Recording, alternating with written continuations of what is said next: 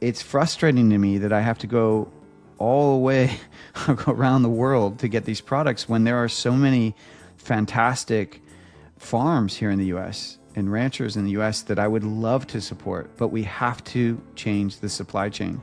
We need slaughterhouses that are willing to do more than just 50% of that animal.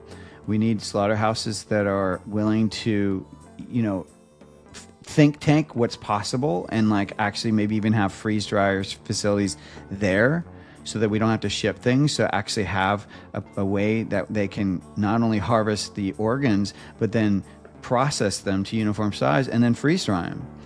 And if you could do that, holy moly. I mean, the economy, like you would open up so many streams of revenue. It's not even funny because I am not the only one sourcing from the US. Pretty much most of the supplement industry that encapsulates organs is sourcing from either New Zealand or Argentina. Rarely do you find any here. So there is huge opportunity, but I don't expect you to do it alone. So please reach out and let's figure it out together because I want to be sourcing from the US and I want to be supporting you. So any way you can help me do that, I'm ready to do it. I'm willing and ready. Alrighty, folks, it is time for a unique conversation about adding value to beef carcasses. I had the opportunity to sit down with James Berry, who was a former chef for Tom Cruise, but is now the founder of Castle Hill Foods and Pluck. I became connected with James after trying Pluck seasoning myself at the Wyoming Beef Roundup. That's the steak judging contest I was at in August, where I was a judge. But Pluck consists of organ meats and spices, and I absolutely love it. So what James and I discuss on the show is how utilizing organ meats adds more value to carcasses, the health benefits of consuming organ meats and why it is a part of the latest health trends, how to cook and incorporate organ meats into meals so that it's an enjoyable eating experience for all ages. And we also talk a lot about consumer perspective and misinformation about how cattle are raised at the end. So if you want to try Pluck for yourself, I do have a discount code for you in the show notes. That code is Shaye-Wanner. That's ShayeWanner. And that'll get you a nice discount on your order. Now, I really think you're going to enjoy this new perspective. And if anything, this conversation provides so much insight into consumer perspective and health trends. But that's enough of me talking. Let's hear what James has to say. We are here today with James Berry, and this is a fun conversation. It is very much beef related, but not in a way that I have ever talked about beef on the show before. So guess you are in for a great and unique conversation that's pretty exciting in my mind. So James, before we dive into Pluck and organ meats and everything that you are doing, can you share with the listeners a little bit about yourself? What are you doing today and how do you find yourself connected to the beef industry? Yeah, absolutely. Well, first of all, thank you for having me, Shaye. It's truly an honor to be talking to your audience and with you. I've now been on this path of supporting eating whole animal for about 4 years officially since Pluck started, but I would say it was started before then. It really started when I became a father. I just started asking the questions of, well, what are the most nutrient-dense foods and how do I get those into my kids' diets? And of course, my own. I think my perspective really changed then. I had previously been a chef of 20 years, professional chef. I cooked for celebrities and, had this really amazing experience kind of coexisting in that lifestyle of the 1%. And I just always felt like, I'm on this planet to do more than just cook for these people. And I actually left a very not cushy, it was hard, but it was very well paid job cooking for Tom Cruise, of all people. I left cooking for him because I wanted to help more people. I've just been really interested in trying to support people's health with their food choices. And I came at it from a chef perspective. So I worked with a lot of people that had been, assessed by their health practitioners or something like that. And we're told, okay, you can't eat A, B, C, D. And they were like, well, that's all I eat. So how am I supposed to survive? And then they would call me in and I would show them how to do that in the kitchen, in their kitchen, without feeling deprived. So leaving Tom to cook for other people was a really big step in a bigger mission. So did you do that through, did you like build up a social media following like a lot of people do to connect with people? Or how did you kind of enter into that segment where you started serving more people with how to cook? I'm probably revealing my age. I'm a bit older, I think, than you. Like social media wasn't really happening then. It was like at its infancy. So, when I got in, I mean, it's kind of funny because being in the health field as a chef for the last 20 years, the things I was into 20 years ago, hardly anyone was talking about. Now they're all talking about them, but I was doing them 20 years ago and they weren't in vogue, so no one listened. But now that it's in trend, that's when people start, pricking their ears. Not to say I'm bitter, I'm more just saying that it's like, I've been kind of living a specific lifestyle and eating a certain way for a very long time, and I'm glad it's now finally getting out there. But I've experimented with lots of different diets and lots of different trends because as a private chef, I had to understand how not only to cook them, but also to really do it well. You know what I mean? Like to really do it for other people, because when you're working in Hollywood, that's kind of what most people are following is the trends, the most popular book or diet of the time. But it was going back, it was really having kids that got me out of the private chef world. I had previously also had a meal delivery service. When I left Tom Cruise, I started a meal delivery service thinking, well, I can take how I cook for people and I can serve more people if it's a service. Now, it was still expensive, but it was a lot less expensive than me cooking in your home. So I did that for about 8 years. And then I moved out of LA. We had our second daughter. And that's when I was like, okay, I need to make sure that I'm taking care of my health, but I also really want to make sure that my kids are thriving as well. So that's when I started exploring, well, what are the most nutrient-dense foods? I had already known about organ meats, offal. I had already learned about it when I first started as a chef through Wise Traditions or the Weston A. Price Foundation. We studied that cookbook. And so I knew about the importance of traditionally prepared food. I knew about Weston A. Price, Pottinger's Cats, if anyone is familiar with that. But like, I didn't really put it into practice. And it was having kids that got me down that path of like, okay, now I need to take this seriously and I need to figure out how do I get it in my kids' food easily. So is that where Pluck was born? Or when did Pluck come into play? So yeah, Pluck really came out of that zeitgeist of thinking, that thinking about, okay, I'm a father, I want to get these nourishing foods into my daughters, and how do I do that easily and without headache? Because I really believe that as parents, we're all, we all work hard enough. We don't need more work. And picky eating is definitely work. And so I just wanted to skip that piece of the puzzle. But it really came from my kids getting sick. We went on this trip to see their grandfather in Canada, and they both got Shiga toxin, which is a form of E. coli. And it can be deadly for young, little kids and the elderly. Basically, you can't hold anything in. And you also cannot give them antibiotics or you can make it worse. So you just kind of have to wait it out. And my oldest daughter got through it pretty quickly. It took her about 3 days. But my youngest daughter, it wouldn't let it grip up. And so I just remember she was about 5 days in of not being able to eat anything. And I had to go away for a trip, and I thought she was on the mend. So I thought she was starting to eat stuff. And then my wife reported to me when I called that, oh no, she still can't hold anything in. And so I came home and my daughter was skin and bones. And she was already a small, person, lean body type, but she was, you could literally see her bones. It looked like something, from a commercial where they're trying to get people to donate, to a different country or something like that because the kids are starving. That's what she looked like. It was very scary. And that's where I started to really think about, because basically when she started to be able to eat food again, the food that she latched onto was toast.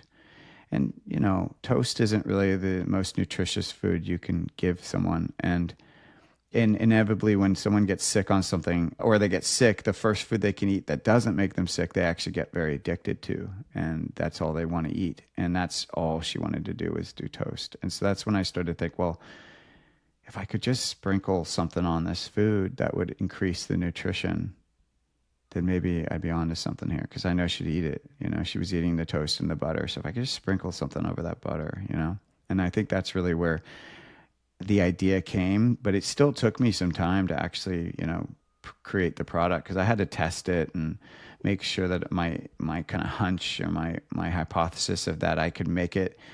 Because really, when you're dealing with organs, you're trying to solve three main hurdles. You're trying to, a lot of people have the association that they taste gross. So you got to make it taste good. You got to then solve like the fact that a lot of people don't know how to cook them. And that's one of the reasons why they think they're gross, is because most people are overcooking the organs. And then the third is some people have trouble sourcing them. And I mean, hopefully the ranchers that are listening have access to the organs, but I've talked to many of them and they really don't. They're beholden to their meat processor, and a lot of time the meat processor is beholden to their HACCP plan. And if they didn't, you know, equate for or right in that HACCP plan that they want, you know, the pancreas, the spleen, and other parts, then they're not getting them. And I was just at a processing plant in Wyoming. And actually, when I think you and I were both at that event, that's when you learned about Pluck. They confirmed that they're only using 50% of that animal, that the other 50% is literally getting tossed. I mean, I had heard that, but that was the first slaughterhouse that confirmed it. So my kind of story with organ meats, I did not grow up consuming them. I know mom would kind of talk about, you know, she would grow up having liver and onions and it was fine, but not her favorite. And it's just not something, you know, we raised our own beef, so we could have had that option, but we never consumed them. And then I had a few health things going on, and my dietitian recommended that I start taking liver capsules. And so I kind of started going down that path. And she was, you know, I was kind of talking about, I was like, do I have to keep taking these? They're getting kind of expensive. And she was like, Shaye, you raise your own beef. Just ask for the liver and make liver sausage. And I had never had liver sausage until this was a little after I had started dating my husband at the time, or now, but his family, Black Friday, we always make deer sausage. And with that, we'll take the pork livers and also make liver sausage and head cheese and some of those more traditional things, or traditional meats. And I had never had organ, so I thought they were gross. But like you said, once you learn how to cook with them, they are very healthy and they do taste good. So that was kind of my exposure to it. And now I enjoy it. I really do. And I ask for the livers. Why do you think, if your mom ate them, that you weren't fed them when you were younger? Why is that, you think? You know, I'm not entirely sure. My dad and sister are pickier eaters, so that might have been part of it. I've never asked, I guess, why they never asked for some of the organs. Maybe it was just something that maybe the true benefits of eating organ meat were kind of hidden or not shared from generation to generation, or I don't know. That'd be a question to ask my mom. It's just, and I know none of my friends ever talked about eating the organs either. It's an interesting situation, because I can understand it from someone who, you know, lives in a city, doesn't live on a farm. They're beholden to what the stores supply. And really what we saw after World War II is there was a fear of protein shortage. And so the government actually funded a lot of these initiatives to support people and not eating as much meat. So they actually, that's when they started Meatless Mondays, was then during the war, to discourage, you know, just basically because all the meat protein, most of it was going abroad, right, to the soldiers. So they were just trying to make sure that they didn't have a shortage, you know, domestically. And then they also did all these initiatives to really encourage people to eat organs. And that's why, like, my mom grew up eating liver and onions, and I know her parents did as well. But then when the soldiers came back, in many cases, you had two people now working, because when they were gone, a lot of the women started working. and they didn't want to stop, of course. And so you now had more money coming into a household. And it was kind of seen as like, oh, well, we don't want, why would we have peasant food, which is, I think, what organs were looked at. So why would we have peasant food if we can now afford the roast beef cut or the more expensive cut? So of course, when consumers stop buying things from, their butcher, the butcher's not going to lose, it's going to go bad. So they stop carrying it. So I understand it from that perspective. But to your point, when you have access to, you have the animal, you're slaughtering the animal, it surprises me that it got lost in generations, because I talk, most farmers I talk to that are in their 70s and 80s and above, they will all, like, I haven't met one of them that won't attest to the fact that they ate brain with eggs growing up. Like that they ate things, they ate most of the animal. I mean, to the point where they were eating brains, they were eating livers. I mean, anything and everything, nothing, if they could control it, would get wasted. Hey folks, did you know that I host monthly Q&A calls between industry experts and ranchers? These calls take place on Zoom and are called Rancher Minds. They are an opportunity for beef industry enthusiasts to join an informal yet constructive conversation about the topics that matter most. From estate and transition planning to genetics and cattle marketing, we cover the topics that help ranchers move their businesses forward. This program is limited to 30 members at a time, so join Rancher Minds today at casualcattleconversations.com. Happy ranching, folks. Yeah, and I don't, growing up, I don't remember my grandparents ever preparing organ meat or not for us, not for themselves. So that'd be a good question. I know my great uncle used to do, he was a butcher for years. Like 60 at least, I think, before he finally retired. So he was at it for a really long time. So I wish he was still alive. I could ask him, when did people kind of stop requesting? That would be an interesting conversation to have as well. But it does say a lot. Here you're sharing that you had access to it, but yet you didn't grow up eating it. And so I think there is a disconnect, and it makes me even happier. And hopefully any rancher listening to this, it makes them happy as well, because, this whole greenwashing that's going on, buy electric cars or do this, do that. There's so much greenwashing going on, but yet one of the most planetary positive things we could do is to eat the whole animal. We're already slaughtering the animal. And there's pretty much, you look at almost any industry in the world, and if you learn that they were basically trashing 50% of the product that, that they slaughtered, or their half of what they could potentially profit off of, so they're only utilizing 50% of it, you would think that that's crazy. You'd be like, why are you trashing 50% of your resources? That doesn't make any sense. And yet that's what's happening for many ranchers. And that is very much kind of what the mission I'm on now is, as I believe that whatever that disconnect is, like the fact that you grew up not getting, not eating the organs, and then also that in many ways what you're articulating is that you also suffered for not eating. And that's something, that's another piece of the conversation that I hope we can dive into, which is the nutritional benefits. And, we're an overweight, obese society. That's a fact. We have an obesity epidemic, and yet it's not because we're not eating enough food. Like we're consuming so much food, and yet there's really strong numbers that show that we are about 90. So in 2015, 92% of Americans were nutrient deficient. And I think it's higher now. I think it's more like 94% in 2024 are nutrient deficient. But as I said, we're not calorie deficient. So clearly there is a disconnect happening. And the fact that it's also happening on the farms is concerning to me. And I hope to really, my mission is to help bridge that gap. So, James, why don't you talk about what some of the nutrients are in organ meat and why they are beneficial to incorporate into diets outside of just, your traditional hamburgers, roasts, steaks, etc., outside of those muscle meats? Yeah, in many ways, we talk about organ meats as Mother Nature's multivitamin. And so there's a few things that we just have to be aware of is that, so organ meats are, first of all, one of the most concentrated sources of vitally every important vitamin, mineral, amino acid, and fat that we need for our body, for our bodies to do their job.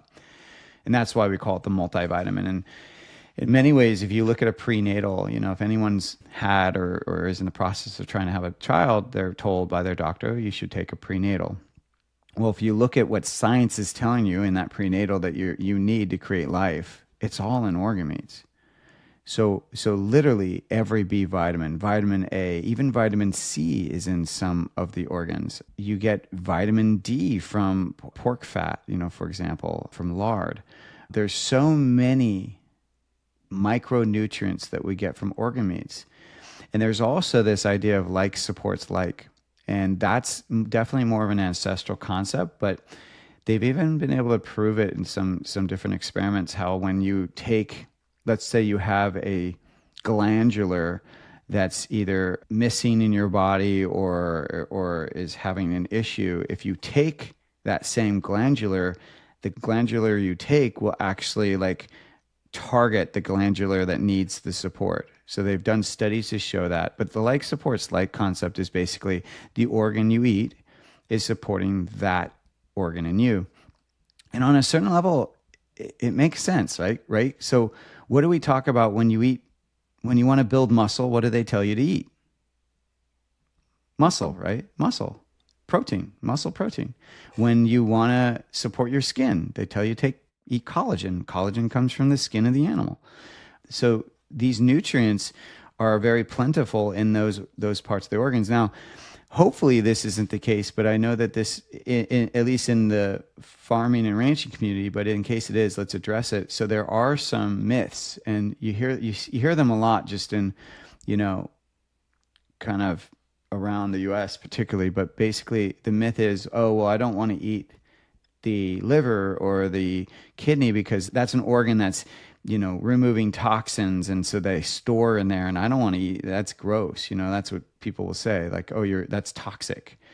And that's just a complete misunderstanding of what the organ does. And really, if the organ was a sponge, the way that when someone says, oh, well, it's taking the toxins and then storing them, which is basically like saying that it's a sponge, right? And it's holding on to all the toxins. If it did that, we would die very quickly, right? If the organ wasn't able to basically do its job and it got, clogged, then we would easily get, we would get sicker or more sick earlier in our lives and wouldn't last as long as most of us do, because there's no way. We live in a toxic society. Very much we're in a toxic soup constantly. So if you're not eliminating your toxins, you will get sick. That's pretty much a guarantee. So the truth of what the liver and kidneys are doing is what their job is to take the toxins from our bodies and to turn them into water-soluble form. And once they're water-soluble form, they can then leave our body. So they'll leave through the pee, the poop, the sweat. That in water-soluble form, they can actually exit the body. Now, if you are an individual where your elimination pathways are not working very well, like if you're not sweating properly, if you're not eliminating waste, daily, then you may be storing some of your toxins, but you're not going to store them in the organs, because then they can't do their job. You're going to store them in the fat. That's where the toxins get stored. And that's why if anyone is ever overweight and they lose that weight too fast, they can get sick, because a lot of the toxins are stored in the fat. And as they lose the weight, the toxins get released. That's really interesting. And I'm glad you explained that, because I had never had that explained to me as far as that filtration process with the organs themselves. So if people want to learn how to cook organ meat or incorporate that into their diet, what tips and strategies do you have for them to get started with that so that it is an enjoyable eating experience? Yeah, I love this question, because while we promote, a product that really makes it easy, I am truly about wanting to help people eat whole animal. And so we have lots of tips on our website, and I'll share some now as well. But basically, so if you think of organ meats as the gateway to nutritional abundance, which they really are. I mean, I can't even tell you how many testimonies I've received since starting Pluck of people telling me, my daughter's skin is now clear. I had my third kid, and my first two, I had hemorrhaging and I had little milk production. And then all I did differently for the third one was I used Pluck, and now my milk production is excess. Like I have plenty of milk, and then I had no issues with the birth. Like that's the only thing they did. So organ meats are incredibly powerful. They're easily absorbed as well. I didn't share that when we were talking about the nutritions, but the vitamins and minerals in organ meats are as nature intended. So they're balanced, meaning that they can easily absorb. The cofactors, like certain vitamins, actually support the absorbability of the others. So they're in a natural relationship. It's as nature intended, so that it is truly the most absorbable form of these nutrients. And once people start getting them, they reap the rewards. Their sleep improves, their skin improves, their foggy brain goes away. I mean, it's just beautiful. So huge amount of testimony. But if organ meats are the gateway to nutritional abundance, then Pluck would be the easiest entry point. So Pluck is truly a gateway because it's as easy as just salting your food. It's a seasoning where we use liver, heart, kidney, spleen, and pancreas from grass-fed cows, and we combine it with red mineral salt and spices and herbs, and you just use it like a seasoning. And you're getting little amounts every time you use it, and that's cumulative effect. So that's like easy entry point. But if you're like, if you're a farmer and you already get your organ meats, great. Don't worry about buying Pluck. Just use what you have. The key, though, is try to get as many of those organs as you can. Now, if you want to start somewhere, the easiest thing to do is just take that beef liver. Now, when we have our beef liver, usually we get it frozen, and if you don't, just put it in the freezer. Keep it frozen, because what's really kind of overwhelming is when it's defrosted, because it's so big. So the key is keep it frozen. And then when you're having any ground meat, you can do two things. You can either take parts of that liver and any of the organs, heart, kidney, all of them. You can just take a little bit of each and then mix it with your ground meat if you're making your own ground meat. And you can usually even ask your processor to do it for you. And you just ask them, though, to keep the ratio. Usually they'll know this, but keep them, 15% or below. And then no one will know it's there. The texture will still be the same as ground meat, and the taste will still be what you're used to. Okay. So that's one thing you do. The other thing is you could just keep it in your freezer. And then when you're having ground meat, just use a cheese grater and grate it right into the ground meat. It's so easy. And you don't, once again, keep the ratio down. So if you have a pound of beef, you do maybe a tablespoon to 2 tablespoons of grated liver or kidney or heart, whatever you're using. And then you just put the liver right back in the freezer. So then every time you do ground meat, pull it out. And that's going to keep it so it's not overwhelming. From there, I would recommend the most mild species organ meats is chicken. So chicken hearts are incredibly mild. They're so easy to incorporate. They take on the flavor so well. So I would also start there if you're kind of squeamish about this stuff. If you have access to your chicken hearts, usually when you get them from a store, at least you get like 10 of them at a time, and they're in a container, and you just treat them like mushrooms. When we go to make a spaghetti sauce, we're not adding 20 mushrooms. We're adding maybe 2. You just chop them up and you throw them in your mushroom sauce. Do the same thing with the chicken hearts. Just take 2 to 3. They're small, but they look like mushrooms. Chop them up, throw them in your sauce.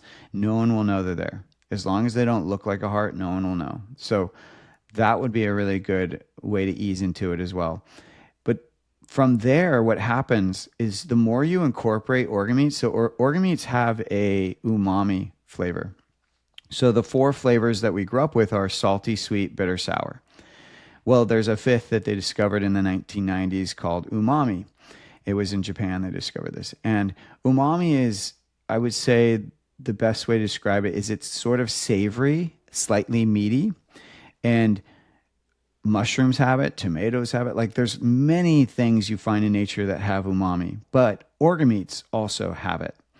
And when you use organ meats in your food, the umami is brightens the food. It actually can make it taste better. It can be a strong flavor additive to your food.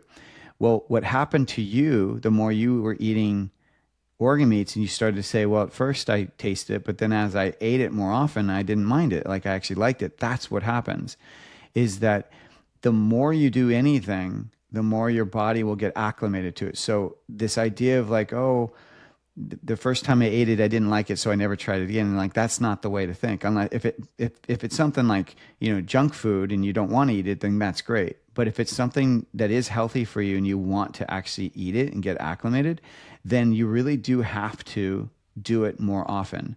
And getting these organ meats just a little bits into your diet will start to change your palate and get you acclimated to eating more organs. And so after you've done like the grated liver or the chicken hearts in your food, you'll start to actually like the flavor. And so then I would graduate towards eating like the tongue, for example. So the heart and the tongue of the cow are the closest to muscle meat.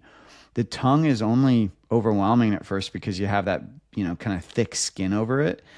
But, just have fun with it. Hold it up to your mouth. Pretend you're Gene Simmons from Kiss, something, just, take some photos of it, have fun, pass it around, let the kids touch the rough exterior. It's just, you keep it light. Don't get all heady about it. But if you just kind of braise it or boil it for about an hour and a half, that outer layer of skin peels right off. And underneath is a delicate, really delicious muscle that's kind of stringy if you've cooked it long enough. And you could have it with your tacos if you're having like a Taco Tuesday or something like that. Like it takes on flavors so well. You could do the same thing I was suggesting with spaghetti sauce where you mix it with other things. So like maybe if you're making a pork shoulder, you can mix the tongue in with that and no one will know. Use a sauce. And then from there, start delving more into like liver and onions or pâtés or anything like that. We have on our website this really great recipe for heart jerky. If you go to eatpluck.com, just check recipes and do a search for heart jerky. It's out of the cookbook It Takes Guts, and it's a cookbook that's all about organ meats, and it's a great recipe and a really great way to eat heart. So lots of opportunities to kind of ease into organ meats. And I will say, so I was first introduced to Pluck at the Wyoming Beef Roundup, and you guys had some little free samples that were given out at the tables, and I was there as a judge. But I got home and I used that, and I really enjoyed it. And now that, as I continue to incorporate it, it's almost a little addicting because it tastes so good as just like a finished salt, and you have some different flavors for different types of food in it. So it's something that I honestly just keep on the table right next to the salt and pepper, and I use just like I would salt and pepper, and yeah, it's great. So I want to shift gears a little bit. So we've really talked about, how organ meats are becoming trendy, the health benefits, how people can incorporate them into their diets, but shifting focus back to ranchers and maybe that direct-to-consumer space, what are the true benefits of ranchers tapping into this health trend and organ meat market? Oh, yeah, it's huge. I mean, I was just at a conference just 2 weekends ago where Will Harris of White Oak Pastures was speaking, and got an opportunity to kind of have some one-on-one time with him. And so they have a processing plant on their facility. And I can't remember what he said, if they're doing about 50 to 100 a week, 100 cattle a week. I want to say maybe it's 100, because I'm pretty sure the Wyoming slaughterhouse we were at was set for 50. And I remember when Will said how many they did, I was blown away. And so I think it was double. And they do have more access to their organs because it's, they set up the processor to utilize more. But he will tell you that the trend of buying organs is real. Like they sell out of their organs. I've tried to get the organs. I've tried to source organs from him for my product, and I can't because they don't. They're like, well, we're already selling them. We're sold out. So it's a real thing. The tongues are selling really well. The hearts, the livers, the kidneys. It's a real thing. So if you can get access to those and make those available to your direct to consumer purchasers, that I think that would be really smart to start trying to do that. The thing though that has to happen is you have to make sure your slaughter, processor is willing to give them to you. That's the sad truth. Is I've talked to so many ranchers, and the most they get is the tongue, the liver, the kidney, sometimes the spleen, but that's kind of it.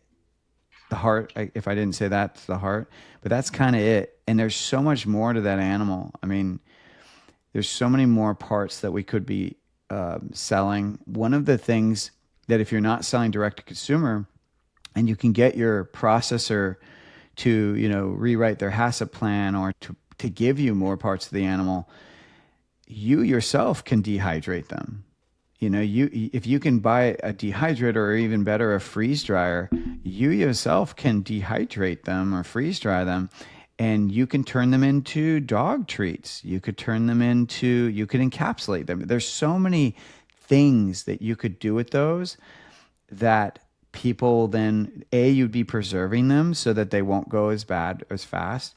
And then there's people that will buy them. And that's one of the big changes I am trying to make, particularly on the processor level, is for ranchers and processors to not feel alone with this. I think that this idea, as a chef, I've always had to talk to people and explain to them, I'm like, look, just because we eat doesn't mean that we should know or expect to love cooking. Like, cooking is not something that everyone loves, and that's okay. But because we eat, we think we're supposed to love it. And I think the same thing goes for being a rancher. Is like, you think because it's, your cow and you're taking it to a processor, or maybe you're processing yourself, that you're supposed to know what to do with the whole animal. It's like, well, as we already discussed, maybe it wasn't passed down generationally. Maybe it's a lost art. Maybe, you're so in the ranching that you can't see the potential consumer goods that can come from it. And so what I really want to do is try to connect the ranchers or the processors with entrepreneurs like myself who have the vision for what we could do. So give you an idea. So I mentioned Pluck has liver, heart, kidney, spleen, pancreas. Well, we're going to also get the lung, and we're going to add the lung to it. So now we're getting use of the lung. I'm going to also come out with a brain product. We're going to use the brain. So we're already right there going to be using nearly 6 parts of the animal. Then we're also going to create a dog product that's going to utilize some of the bone, some of the ground up bone meal. And so that's going to be, 7 parts of the animal. Of course, we can also do more. We can do stuff with the collagen as well, which we probably will down the road, So that's going to be 8. We're going to potentially do some stuff with where the bones, where they're making bone broth and then they're freeze drying the liquid, and then we can use that in a protein powder or something. So there's so many more things that we can do rather than just making, meat sticks and supplying the literal meat to people. But you don't have to do it alone.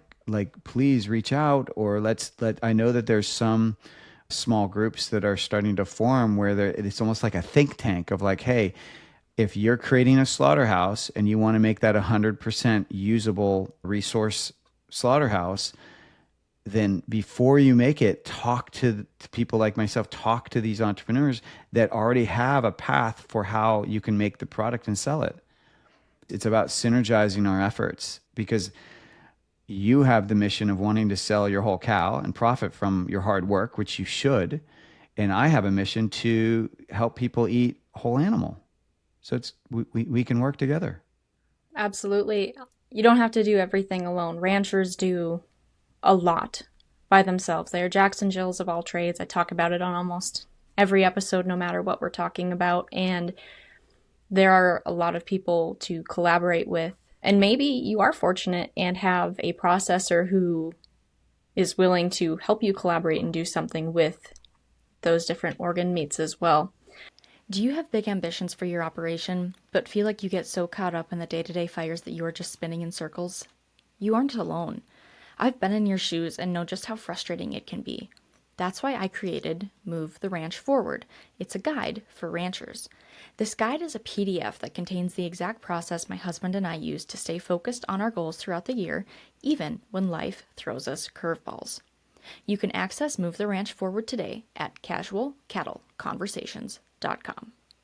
James, another question I have for you, mostly just out of curiosity. So on the Pluck label, it says, grass-fed cattle. And I very much have more of a palate for corn-fed steaks when we're talking about beef in that regard, and that's what I raise. So I'm just curious, why do you choose to source from grass-fed? Is there a specific reason? Is it marketing related? I know everyone has their preferences, and some people will point out a few smaller health differences between grass-finished and corn-finished. So I'm just curious, why grass-finished or grass-fed? I'm so glad you asked this question. I think it's a fantastic question. So it's a mix of what do the buyers want, and right now the trend is 100% grass-fed, because as we know, all cows are grass-fed, but they're not all grass-finished. And so it's a mix of, well, that's the buzzword right now is 100%, grass-fed, grass-finished. And a lot of the people in the circles that are buying my product, that is what they want. They also want, just to share, they want organic spices and herbs. Well, guess what? Organic spices and herbs are actually pretty dirty. So it's I'm not saying it's healthier. I'm more just saying, like, it's what people want, and if you want to sell your product to them, you gotta listen, and that's all I'm doing is just listening to what they want. It's funny, like when we do our third-party testing on our product, the organ meats are super clean, but it's the spices and herbs that are not as clean, and yet no one out there really understands that. So I get the hypocrisy of it. I absolutely get it, but it's just like, well, people want that organic label, so it's like, okay, we'll give it to you, but in many ways, you don't know what you're getting sometimes with these kind of trends or kind of labels that are in the zeitgeist but maybe misunderstood. So there's definitely that, is we're just meeting demand. The other piece is that, the kind of industrial conventional ranching industry or the CAFOs or whatever have really given ranching a bad name, conventional ranching or corn-fed cow ranching a bad name. And there's like the rumors of them getting fed all the antibiotics to pump them up. There's rumors of them getting fed sludge from candy industry. There's just constant like barrage of, whether it's information or misinformation, I don't know, but it's out there and it keeps getting fed to people on a consumer basis. And so, yeah, when you hear like, oh, well, yes, I'm a small farm, but I fed it corn because I like the way it tastes, I like the way it marbleizes. It's like, well, it's gotten a bad name from CAFOs. So people think that these animals wouldn't necessarily eat corn in the wild, and so they look at it as like, oh, well, if you kept feeding them the way they get fed in a CAFO, they would die because from their stomach ulcers or whatever, some issues because of what they're being fed. So they look at it like, well, this isn't what the animal should naturally be fed. But I've definitely agree with you that it all depends on the lens you look at it with. Like if there are studies that show that the nutritional differences are negligible, and then there's some studies that show they're really grand, and it's like, well, who's right? I don't know, but I think most people will agree. And even at the roundup that we met at, you were tasting grain-fed and you were tasting all these different meats, and it's like they really do taste and cook differently. So I think sometimes it is to the person's preference, but what we're selling like in the form of Pluck, we're selling a product that is for people's health benefit. And if it's going to be for the health benefit, then we have to make sure that it's meeting the expectation and demands of what is healthy. And I'm using air quotes because I get it that it's the eye of the beholder. I appreciate you being completely honest in why you make that decision. And I think as someone, as a beef producer who has been on my own health journey to utilize more animal products and even, just consume some of that information that's out there, I think the misinformation that gets shared within that can be really frustrating. I've read and heard a lot of material saying only eat grass finished beef. And I love how there's support for eating more animal products, but at the same time, the misinformation that's behind that is a little frustrating in the health space. So it's kind of a double-edged sword there. It's funny, when I met Will Harris, I was like, hey, Will, one of my questions to him was like, so what is it you think that the general public is getting misinformed about or has wrong versus the truth of what it is from the ranching perspective? And I don't know if he fully understood the question, because he kept saying, well, I just believe that we should be as transparent as possible. I was like, no, but I feel more what you're saying, that there is a clear kind of like, no, this is what ranching is. This is how it is. And you can still give the cow some corn and not be abusive with it, but yet actually support the flavor of the meat. You can support how it marbles. Like, you can support certain textures and flavors around the meat, and yet not negatively affect its health. Like, there is a middle ground. And I think what we get on the other side of that in social media is, and what gets passed around is just extreme viewpoints. But there's a middle ground to everything. I just wish there was more places to amplify the rancher's perspective. And I'm so glad that you exist for that. But the issue is that we need to get this perspective to the consumer, because they're the ones that are not hearing it from the rancher, and or they're poo-pooing it. They're going like, well, that person does this, or they're of this political leaning, or they're of this philosophy. It's like they don't get it, that there is a middle ground here, and it's not all good and it's not all bad. I do think, though, that ranchers can be empowered with it, though, like that they can use these kind of trends to their advantage. So, for example, is the trend really that it needs to be 100% grass-fed, or does the consumer just need to be communicated and informed that it's not GMO corn? You know what I'm saying? Like, do we need to just get a little bit more specific about, hey, this is why we fed them corn, and we only did it for this amount of time, and this is why, and yet the cow still had just one bad day. Like, it was still, raised really well and beautifully treated, and it was still fed, very well. But we've found that when we give the cow, this amount of corn during the winter or whatever it is, and we make sure that it's, non-GMO, because we get that we still don't know how GMOs are affecting our health, whatever. You kind of feed them what they need to know that you're thinking about their health. So I do agree with Will Harris that it is about, let's almost over communicate, so that way they understand the intention. The intention is not to trick. The intention is not to hide, but the intention is like, no, we know from ranching for, 60, 80, 120 years, whatever it is, that when we give them corn for this amount of time, that we see better flavor, that it cooks better. There's, less water, moisture release, whatever it is. So I think it's just about, let's tell them that. Let's make sure we speak to them where they are versus where we want them to be. Well, and going back to, if you believe in consumer choice, like you said, learning, okay, what is their concern? And if you're selling direct to consumer and maybe that's not the product you're providing, but you have someone else who does raise cattle in a way that consumer prefers, then you can direct them in that area. I mean, there are so many different ways to raise a healthy product. We all know that. All of you listening know that. But I think we can definitely, James, like you said, just communicate more with the consumer, figure out what matters to them, and direct them in the right area so that they are consuming beef. And then, like we keep doing, try and share the truth and overcome some of that misinformation. I mean, from a consumer or from really a customer service perspective, which, if we're selling a product, we all are in the customer service industry. What does the customer really want? I mean, ultimately, they want to be heard. and they want to be regarded. They want to be seen. So a lot of how I think we all can approach our customers is just to listen more and to not immediately, say, well, they don't know what they're talking about. And I know, just like the customer shouldn't do that to the rancher, right? Like it goes both ways.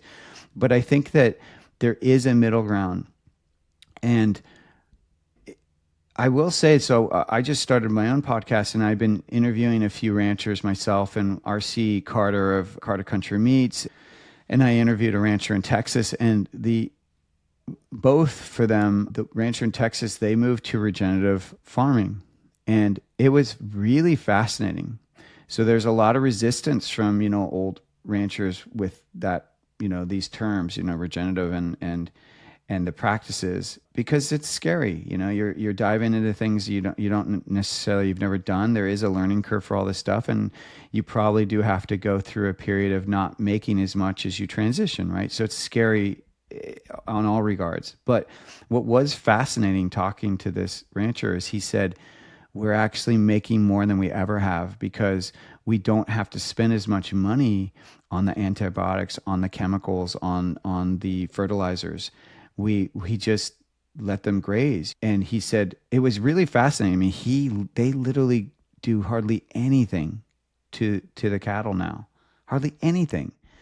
And I was blown away because I thought you could get by with not doing certain things, but you still always had to do other things. And they were like, nope, we barely ever have any issues, and we're spending so much less. So it just, when I did that interview, I was like, wow, okay, so this is someone that's really doing it, and they're still learning, but it's going very well. And so it's really a testimony of like, well, maybe all of our perspectives are worth kind of, asking questions to. Like maybe none of us should be holding on to, whether it's 100% grass fed or a certain way of doing things, or, that maybe we can have slaughterhouses back to that are also in a sense regenerative in the sense that they're using the whole animal, farms that are changing the way maybe their grandparents raised them, but they're actually going back to older ways, like ways that maybe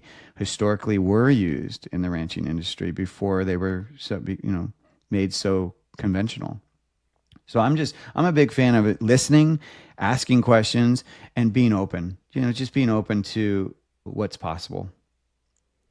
Well, James, I really appreciate your perspective and this conversation today. Like I said, it's a new conversation and perspective from the show, and it's something we can all learn from and keep our minds open to. So as we wrap up, my final question for you is there any final message or thought you want to share with the listeners out there?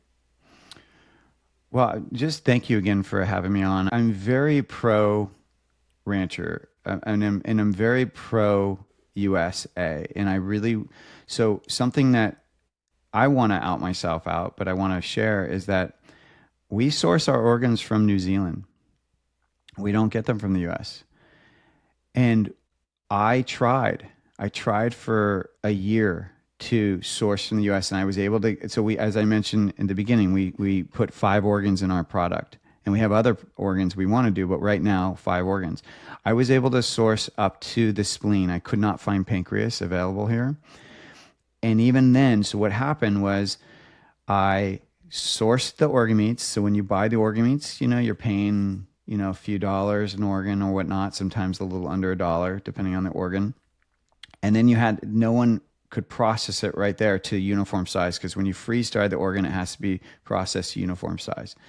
So then we had to ship it to someone that could process it to uniform size. That's one shipping cost. Then from there, they then shipped it to the freeze dryer, second shipping cost. Once the freeze dryer does its thing, now this product goes from being, a few dollars to now most freeze dried meats or organ meats go from the cost of the organ to now being about $20 a pound. So it goes up significantly in cost.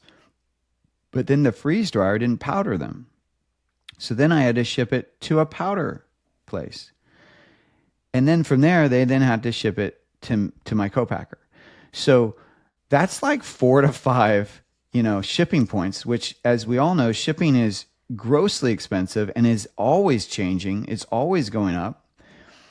And then the other point is the USDA doesn't like all those touch points. So not only was New Zealand cheaper, I could get more product and I could get the 100% grass fed that the consumer was wanting. So it's frustrating to me that I have to go all the way around the world to get these products when there are so many fantastic farms here in the US and ranchers in the US that I would love to support, but we have to change the supply chain. We need slaughterhouses that are willing to do more than just 50% of that animal. We need slaughterhouses that are willing to, think tank what's possible and like actually maybe even have freeze dryers facilities there so that we don't have to ship things. So actually have a way that they can not only harvest the organs, but then process them to uniform size and then freeze dry them. And if you could do that, holy moly. I mean, the economy, like you would open up so many streams of revenue. It's not even funny because I am not the only one sourcing from the USD, and pretty much most of the supplement industry that encapsulates organs is sourcing from either New Zealand or Argentina. Rarely do you find any here. So there is huge opportunity, but I don't expect you to do it alone. So please reach out and let's figure it out together because I want to be sourcing from the US and I want to be supporting you. So any way you can help me do that, I'm ready to do it. I'm willing and ready. Well, absolutely. So for those of you out there listening, if you want more information about Pluck or some of the recipes and cooking information that James talked about today, I will include that website in the show notes. Additionally, if you want a discount on your first Pluck order, I will also include the discount code, and that's just my first and last name, Shaye-Wanner. That will also be in the show notes for you. But with that, thanks for tuning in and happy ranching, folks.